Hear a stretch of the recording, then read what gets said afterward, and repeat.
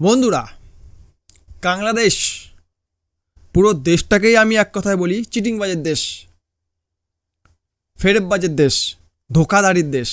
মানে আপনার খাবে, আপনার পড়বে, আপনাকেই বাস দেবে।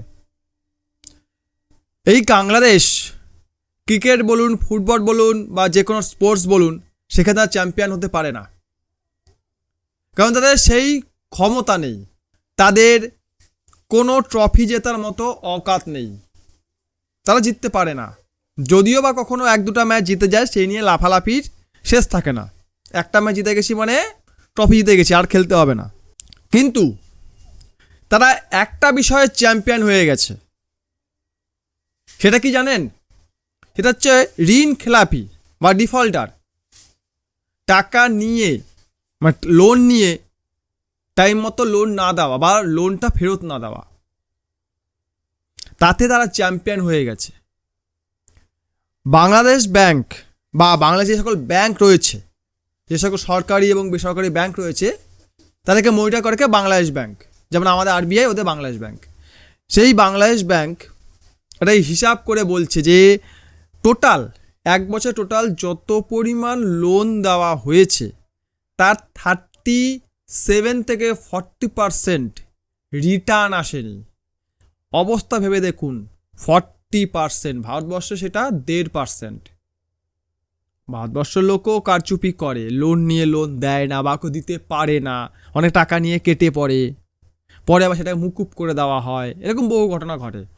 কিন্তু সেটা 1.5%। কিন্তু বাংলাদেশের ক্ষেত্রে নাম্বারটা 40%। 40%। বিশ্বের আর কোথাও এরকম ঘটনা দেখা যায় না। সম্প্রতি ইউক্রেনে যে যুদ্ধ চলছে, রাশিয়ায় যে যুদ্ধ চলছে, সেই ইউক্রেনেও 25% হয়েছে, মানুষের অর্থ নেই, দিতে পারেনি।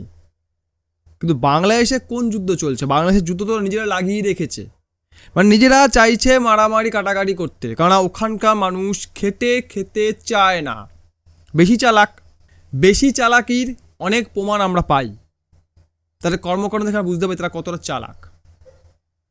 সেই বেশি চালাকির জন্যই তারা লোনটা ফেরত দেয় না, এবং পরবর্তীকালে ব্যাংক তাদেরকে পুনরায় লোন না দিলে ব্যাংকটাকে উড়িয়ে দেয়, আগুন লাগিয়ে দেয়, আন্দোলন করে, এই ব্যাংক কেন লোন দিবি না, আমি তো টাকা নিয়ে টাকা ফেরত দিতে পারিনি, তো আবার দে, আবার তোকে ফেরত দেবো বলে একই অবস্থা। দেশে আইন বলতে তো কিছু নেই, বিশৃঙ্খল পরিস্থিতি রয়েছে। গত 1.5 বছরে ওখানে জোর জার মুলুকতারভাবে চলছে। কেউ কারো কথা শুনছে না, কেউ কারো ধার ধারছে না, কেউ কারো কথা ভাবছে না, জাতির কথা ভাবছে না, দেশের কথা ভাবছে না, ওরকমই চলছে।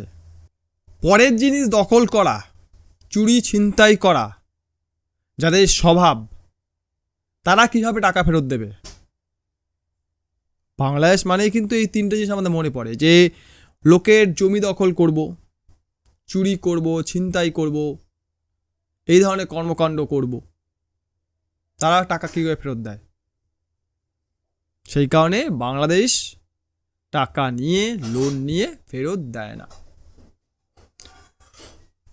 ভিডিও ভালো লাইক করুন, কমেন্ট করুন, শেয়ার করুন, চ্যানেল সাবস্ক্রাইব করুন। ভিডিও দেখার জন্য অসংখ্য ধন্যবাদ।